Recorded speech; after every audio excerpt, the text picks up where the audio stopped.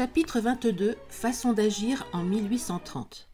À peine arrivé à Verrières, Julien se reprocha son injustice envers madame de Rênal. Je l'aurais méprisée comme une femmelette si par faiblesse elle avait manqué sa scène avec monsieur de Rênal. Elle s'en tire comme un diplomate et je sympathise avec le vaincu qui est mon ennemi. Il y a dans mon fait petitesse bourgeoise. Ma vanité est choquée parce que monsieur de Rênal est un homme, illustre et vaste corporation à laquelle j'ai l'honneur d'appartenir. Je ne suis qu'un sot. Monsieur Chélan avait refusé les logements que les libéraux les plus considérés du pays lui avaient offerts à l'envi, lorsque sa destitution le chassa du presbytère. Les 2 chambres qu'il avait louées étaient encombrées par ses livres. Julien, voulant montrer à Verrières ce que c'était qu'un prêtre, alla prendre chez son père une 12aine de planches de sapin qu'il porta lui-même sur le dos tout le long de la grande rue. Il emprunta des outils à un ancien camarade et eut bientôt bâti une sorte de bibliothèque dans laquelle il rangea les livres de M. Chélan. « Je te croyais corrompu par la vanité du monde, lui disait le vieillard pleurant de joie. Voilà qui rachète bien l'enfantillage de ce brillant uniforme de garde d'honneur qui t'a fait tant d'ennemis. » Monsieur de Rênal avait ordonné à Julien de loger chez lui. Personne ne soupçonna ce qui s'était passé. Le 3e jour après son arrivée, Julien vit monter jusque dans sa chambre un non moindre personnage que monsieur le sous-préfet de Maugiron. Ce ne fut qu'après 2 grandes heures de bavardage insipide et de grandes jérémiades sur la méchanceté des hommes, sur le peu de probité des gens chargés de l'administration des deniers publics, sur les dangers de cette pauvre France, etc., que Julien vit poindre enfin le sujet de la visite. On était déjà sur le palier de l'escalier, et le pauvre précepteur à demi disgracié reconduisait avec le respect convenable le futur préfet de quelque heureux département, quand il plut à celui-ci de s'occuper de la fortune de Julien, de louer sa modération en affaires d'intérêt, etc., etc. Enfin, M. de Maugiron, le serrant dans ses bras de l'air le plus paternel, lui proposa de quitter M. de Rênal et d'entrer chez un fonctionnaire qui avait des enfants à éduquer, et qui, comme le roi Philippe, remercierait le ciel non pas tant de les lui avoir donnés que de les avoir fait naître dans le voisinage de M. Julien. Leur précepteur jouirait de 800 francs d'appointements payables, non pas de mois en mois, ce qui n'est pas noble, dit M. de Maugiron, mais par quartier et toujours d'avance. C'était le tour de Julien qui, depuis 1h30, attendait la parole avec ennui. Sa réponse fut parfaite et surtout longue comme un mandement. Elle laissait tout entendre et cependant ne disait rien nettement. On y trouvait à la fois du respect pour M. de Rênal, de la vénération pour le public de Verrières et de la reconnaissance pour l'illustre sous-préfet. Ce sous-préfet, étonné de trouver plus jésuite que lui, essaya vainement d'obtenir quelque chose de précis. Julien, enchanté, saisit l'occasion de s'exercer et recommença sa réponse en d'autres termes. Jamais ministre éloquent qui veut user la fin d'une séance où la Chambre a l'air de vouloir se réveiller n'a moins dit en plus de paroles. À peine M. de Maugiron sorti, Julien se mit à rire comme un fou. Pour profiter de sa verve jésuitique, il écrivit une lettre de 9 pages à M. de Rênal, dans laquelle il lui rendait compte de tout ce qu'on lui avait dit et lui demandait humblement conseil. Ce coquin ne m'a pourtant pas dit le nom de la personne qui fait l'offre. Ce sera M. Valenod, qui voit dans mon exil à Verrières l'effet de sa lettre anonyme. Sa dépêche expédiée, Julien comptant comme un chasseur qui, à 6 heures du matin par un beau jour d'automne, débouche dans une plaine abondante en gibier, sortit pour aller demander conseil à M. Chélan. Mais avant d'arriver chez le bon curé, le ciel qui voulait lui ménager des jouissances jeta sous ses pas M. Valenod, auquel il ne cacha point que son cœur était déchiré. Un pauvre garçon comme lui se devait tout entier à la vocation que le ciel avait placée dans son cœur, mais la vocation n'était pas tout dans ce bas monde. Pour travailler dignement à la vigne du Seigneur et n'être pas tout à fait indigne de tant de savants collaborateurs, il fallait l'instruction. Il fallait passer au séminaire de Besançon 2 années bien dispendieuses. Il devenait donc indispensable de faire des économies, ce qui était bien plus facile sur un traitement de 800 francs payés par quartier qu'avec 600 francs qu'on mangeait de mois en mois. D'un autre côté, le ciel, en le plaçant auprès des jeunes de Rênal, et surtout en lui inspirant pour eux un attachement spécial, ne semblait-il pas lui indiquer qu'il n'était pas à propos d'abandonner cette éducation pour une autre ? Julien atteignit à un tel degré de perfection dans ce genre d'éloquence qui a remplacé la rapidité d'action de l'Empire qu'il finit par s'ennuyer lui-même par le son de ses paroles. En rentrant, il trouva un valet de M. Valenod en grande livrée, qui le cherchait dans toute la ville avec un billet d'invitation à dîner pour le même jour. Jamais Julien n'était allé chez cet homme. Quelques jours seulement auparavant, il ne songeait qu'au moyen de lui donner une volée de coups de bâton sans se faire une affaire en police correctionnelle. Quoique le dîner ne fût indiqué que pour 1 heure, Julien trouva plus respectueux de se présenter dès 12h30 dans le cabinet de travail de monsieur le directeur du dépôt. Il le trouva étalant son importance au milieu d'une foule de cartons. Ses gros favoris noirs, son énorme quantité de cheveux, son bonnet grec placé de travers sur le haut de la tête, sa pipe immense, ses pantoufles brodées, les grosses chaînes d'or croisées en tous sens sur sa poitrine, et tout cet appareil d'un financier de province qui se croit homme à bonne fortune, n'imposait point à Julien, il n'en pensait que plus au coup de bâton qu'il lui devait. Il demanda l'honneur d'être présenté à madame Valenod. Elle était à sa toilette et ne pouvait recevoir. Par compensation, il eut l'avantage d'assister à celle de monsieur le directeur du dépôt. On passa ensuite chez madame Valenod, qui lui présenta ses enfants les larmes aux yeux. Cette dame, l'une des plus considérables de Verrières, avait une grosse figure d'homme à laquelle elle avait mis du rouge pour cette grande cérémonie. Elle y déploya tout le pathos maternel. Julien pensait à madame de Rênal. Sa méfiance ne le laissait guère susceptible que de ce genre de souvenirs qui sont appelés par les contrastes, mais alors il en était saisi jusqu'à l'attendrissement. Cette disposition fut augmentée par l'aspect de la maison du directeur du dépôt. On la lui fit visiter. Tout y était magnifique et neuf, et on lui disait le prix de chaque meuble. Mais Julien y trouvait quelque chose d'ignoble et qui sentait l'argent volé. Jusqu'aux domestiques, tout le monde y avait l'air d'assurer sa contenance contre le mépris. Le précepteur des contributions, l'homme des impositions indirectes, l'officier de gendarmerie et 2 ou 3 autres fonctionnaires publics arrivèrent avec leurs femmes. Ils furent suivis de quelques libéraux riches. On annonça le dîner. Julien, déjà fort mal disposé, vint à penser que, de l'autre côté du mur de la salle à manger, se trouvaient de pauvres détenus sur la portion de viande desquels on avait peut-être grivelé pour acheter tout ce luxe de mauvais goût dont on voulait l'étourdir. Ils ont faim peut-être en ce moment, se dit-il à lui-même. Sa gorge se serra. Il lui fut impossible de manger et presque de parler. Ce fut bien pis un quart d'heure après. On entendait de loin en loin quelques accents d'une chanson populaire et, il faut l'avouer, un peu ignoble que chantait l'un des reclus. M. Valenod regarda un de ces gens en grande livrée qui disparut et bientôt on n'en entendit plus chanter. Dans ce moment, un valet offrait à Julien du vin du Rhin avec un verre vert et madame Valenod avait soin de lui faire observer que ce vin coûtait 9 francs la bouteille prise sur place.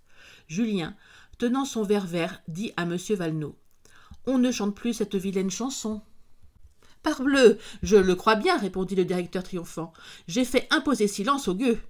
Ce mot fut trop fort pour Julien. Il avait les manières, mais non pas encore le cœur de son état. Malgré toute son hypocrisie si souvent exercée, il sentit une grosse larme couler le long de sa joue. Il essaya de la cacher avec le verre vert, mais il lui fut absolument impossible de faire honneur au vin du Rhin. « L'empêcher de chanter, se disait-il à lui-même. Oh mon Dieu, et tu le souffres ?» Par bonheur, personne ne remarqua son attendrissement de mauvais ton. Le percepteur des contributions avait entonné une chanson royaliste. Pendant le tapage du refrain chanté en chœur, « Voilà donc, se disait la conscience de Julien, la sale fortune à laquelle tu parviendras et tu n'en jouiras qu'à cette condition et en pareille compagnie. Tu auras peut-être une place de 20 000 francs, mais il faudra que, pendant que tu te gorges de viande, tu empêches de chanter le pauvre prisonnier. Tu donneras à dîner avec l'argent que tu auras volé sur sa misérable pitance, et pendant ton dîner, il sera encore plus malheureux. Ô Napoléon, qu'il était doux de ton temps de monter à la fortune par les dangers d'une bataille, mais augmenter lâchement la douleur du misérable.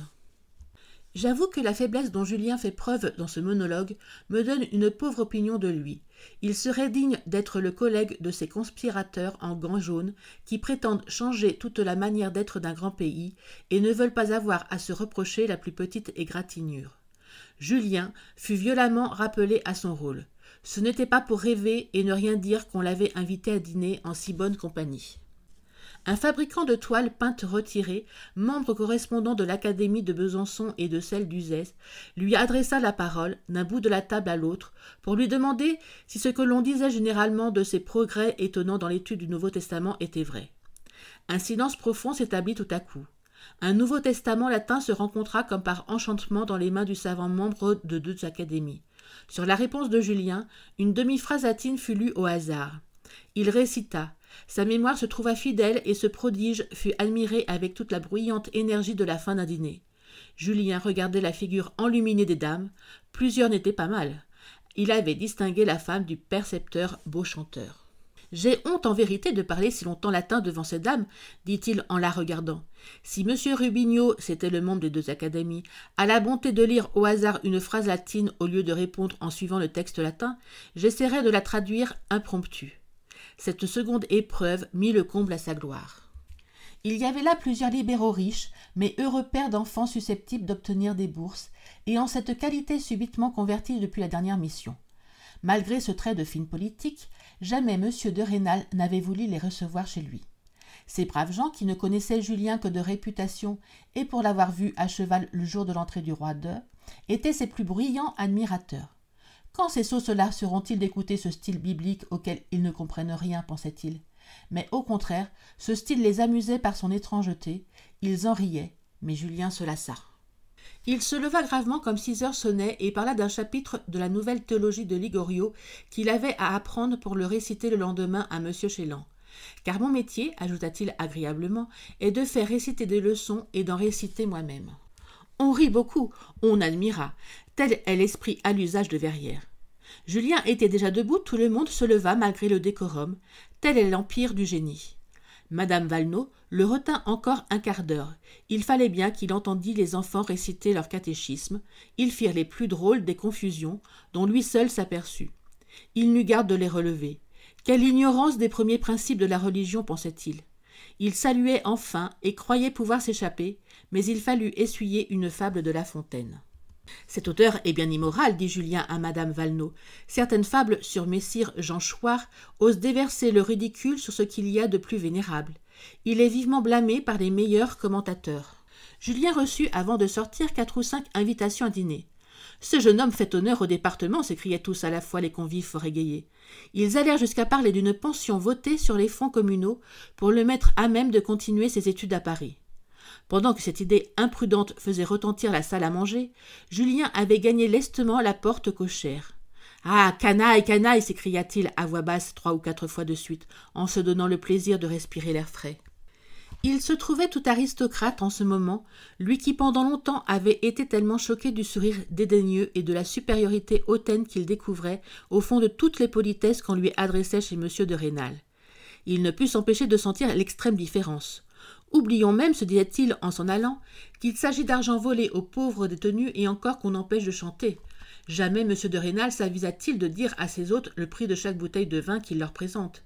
Et ce M. Valenod, dans l'énumération de ses propriétés qui revient sans cesse, il ne peut parler de sa maison, de son domaine, etc., si sa femme est présente, sans dire ta maison, ton domaine. Cette dame, apparemment si sensible au plaisir de la propriété, venait de faire une scène abominable pendant le dîner à un domestique qui avait cassé un verre à pied et dépareillé une de ses douzaines. Et ce domestique avait répondu avec la dernière insolence. « Quel ensemble, se disait Julien. Ils me donneraient la moitié de tout ce qu'ils volent, que je ne voudrais pas vivre avec eux. Un beau jour, je me trahirais. Je ne pourrais retenir l'expression du dédain qu'ils m'inspirent. » Il fallut cependant, d'après les ordres de madame de Rênal, assister à plusieurs dîners du même genre. Julien fut à la mode. On lui pardonnait son habit de garde d'honneur, ou plutôt cette imprudence était la cause véritable de ses succès. Bientôt, il ne fut plus question d'Enverrières que de voir qui l'emporterait dans la lutte pour obtenir le savant jeune homme de M. de Rênal ou du directeur du dépôt. Ces messieurs formaient avec M. Maslon un triumvirat qui, depuis nombre d'années, tyrannisait la ville. On jalousait le maire, les libéraux avaient à s'en plaindre, mais après tout il était noble et fait pour la supériorité, tandis que le père de M. Valenod ne lui avait pas laissé 600 livres de rente. Il avait fallu passer pour lui de la pitié pour le mauvais habit vert pomme que tout le monde lui avait connu dans sa jeunesse, à l'envie pour ses chevaux normands, pour ses chaînes d'or, pour ses habits venus de Paris, pour toute sa prospérité actuelle. Dans le flot de ce monde nouveau pour Julien, il crut découvrir un honnête homme. Il était géomètre, s'appelait Gros et passait pour jacobin. Julien, s'étant voué à ne jamais dire que des choses qui lui semblaient fausses à lui-même, fut obligé de s'en tenir aux soupçons à l'égard de M. Gros. Il recevait de Vergy de gros paquets de thèmes. On lui conseillait de voir souvent son père. Il se conformait à cette triste nécessité. En un mot, Il raccommodait assez bien sa réputation lorsqu'un matin, il fut bien surpris de se sentir réveillé par 2 mains qui lui fermaient les yeux. C'était madame de Rênal qui avait fait un voyage à la ville et qui, montant les escaliers 4 à 4 et laissant ses enfants occupés d'un lapin favori qui était du voyage, était parvenue à la chambre de Julien un instant avant eux. Ce moment fut délicieux mais bien court. Madame de Rênal avait disparu quand les enfants arrivèrent avec le lapin qu'ils voulaient montrer à leur ami. Julien fit bon accueil à tous, même au lapin. Il lui semblait retrouver sa famille. Il sentit qu'il aimait ses enfants, qu'il se plaisait à jaser avec eux. Il était étonné de la douceur de leur voix, de la simplicité et de la noblesse de leurs petites façons. Il avait besoin de laver son imagination de toutes les façons d'agir vulgaires, de toutes les pensées désagréables au milieu desquelles il respirait à Verrières. C'était toujours la crainte de manquer, c'était toujours le luxe et la misère se prenant aux cheveux. Les gens, chez qui il dînait, à propos de leurs rôtis, faisaient des confidences humiliantes pour eux et nauséabondes pour qui les entendait. « Vous autres nobles, vous avez raison d'être fiers, disait-il à madame de Rênal, et il lui racontait tous les dîners qu'il avait subis. Vous êtes donc à la mode ?» Et elle riait de bon cœur en songeant au rouge que madame Valenod se croyait obligée de mettre toutes les fois qu'elle attendait Julien. « Je crois qu'elle a des projets sur votre cœur, ajouta-t-elle. Le déjeuner fut délicieux. La présence des enfants, quoique gênante en apparence, dans le fait augmentait le bonheur commun. Ces pauvres enfants ne savaient comment témoigner leur joie de revoir Julien. Les domestiques n'avaient pas manqué de leur conter qu'on lui offrait 200 francs de plus pour éduquer les petits Valenod. Au milieu du déjeuner, Stanislas Xavier, encore pâle de sa grande maladie, demanda tout à coup à sa mère combien valait son couvert d'argent et le gobelet dans lequel il buvait. « Pourquoi cela ? Je veux les vendre pour en donner le prix à monsieur Julien et qu'il ne soit pas dupe en restant avec nous. » Julien l'embrassa, les larmes aux yeux. Sa mère pleurait tout à fait, pendant que Julien, qui avait pris Stanislas sur ses genoux, lui expliquait qu'il ne fallait pas se servir de ce mot dupe, qui, employé dans ce sens, était une façon de parler de laquais. Voyant le plaisir qu'il faisait à madame de Rênal, il chercha à expliquer, par des exemples pittoresques, qui amusaient les enfants, ce que c'était qu'être dupe. « Je comprends, dit Stanislas, c'est le corbeau qui a la sottise de laisser tomber son fromage que prend le renard qui était un flatteur. » Madame de Rênal, folle de joie, couvrait ses enfants de baisers, ce qui ne pouvait guère se faire sans s'appuyer un peu sur Julien. Tout à coup, la porte s'ouvrit. C'était monsieur de Rênal. Sa figure sévère et mécontente fit un étrange contraste avec la douce joie que sa présence chassait. Madame de Rênal pâlit. Elle se sentait hors d'état de rien nier. Julien saisit la parole et, parlant très haut, se mit à raconter à monsieur le maire le trait du gobelet d'argent que Stanislas voulait vendre. Il était sûr que cette histoire serait mal accueillie. D'abord, M. de Rênal fronçait le sourcil par bonne habitude au seul nom d'argent. La mention de ce métal, disait-il, est toujours une préface à quelque mandat tiré sur ma bourse. Mais ici, il y avait plus qu'intérêt d'argent. Il y avait augmentation de soupçons. L'air de bonheur qui animait sa famille en son absence n'était pas fait pour arranger les choses, auprès d'un homme dominé par une vanité aussi chatouilleuse. Comme sa femme lui vantait la manière remplie de grâce et d'esprit avec laquelle Julien donnait des idées nouvelles à ses élèves, « Oui, oui, je le sais, il me rend odieux à mes enfants. Il est bien aisé d'être pour eux 100 fois plus aimable que moi qui, au fond, suis le maître. Tout temps dans ce siècle a jeté de l'odieux sur l'autorité légitime. Pauvre France !» Madame de Rênal ne s'arrêta point à examiner les nuances de l'accueil que lui faisait son mari. Elle venait d'entrevoir la possibilité de passer 12 heures avec Julien. Elle avait une foule d'emplettes à faire à la ville et déclara qu'elle voulait absolument aller dîner au cabaret. Quoi que pût dire ou faire son mari, elle tint à son idée. Les enfants étaient ravis de ce seul mot cabaret que prononce avec tant de plaisir la pruderie moderne. Monsieur de Rênal laissa sa femme dans la première boutique de nouveautés où elle entra pour aller faire quelques visites. Il revint plus morose que le matin. Il était convaincu que toute la ville s'occupait de lui et de Julien. À la vérité, personne ne lui avait encore laissé soupçonner la partie offensante des propos du public. Ce qu'on avait redit à monsieur le maire avait trait uniquement à savoir si Julien resterait chez lui avec 600 francs ou accepterait les 800 francs offerts par monsieur le directeur du dépôt. Ce directeur, qui rencontra monsieur de Rênal dans le monde, lui battit froid. Cette conduite n'était pas sans habileté. Il y a peu d'étourderies en province. Les sensations y sont si rares qu'on les coule à fond. Monsieur de Valenod était ce qu'on appelle à 100 lieues de Paris un faraud. C'est une espèce d'un naturel effronté et grossier. Son existence triomphante depuis 1815 avait renforcé ses belles dispositions. Il régnait, pour ainsi dire, à Verrières, sous les ordres de M. de Rênal, mais beaucoup plus actif, ne rougissant de rien, se mêlant de tout, sans cesse allant, écrivant, parlant, oubliant les humiliations, n'ayant aucune prétention personnelle, il avait fini par balancer le crédit de son maire aux yeux du pouvoir ecclésiastique.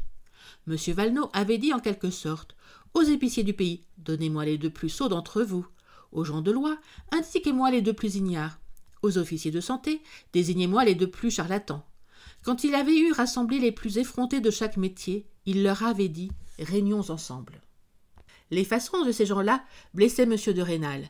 La grossièreté de M. Valenod n'était offensée de rien, pas même des démentis que le petit abbé Maslon ne lui épargnait pas en public. Mais au milieu de cette prospérité, M. Valenod avait besoin de se rassurer par de petites insolences de détail contre les grosses vérités qu'il sentait bien que tout le monde était en droit de lui adresser.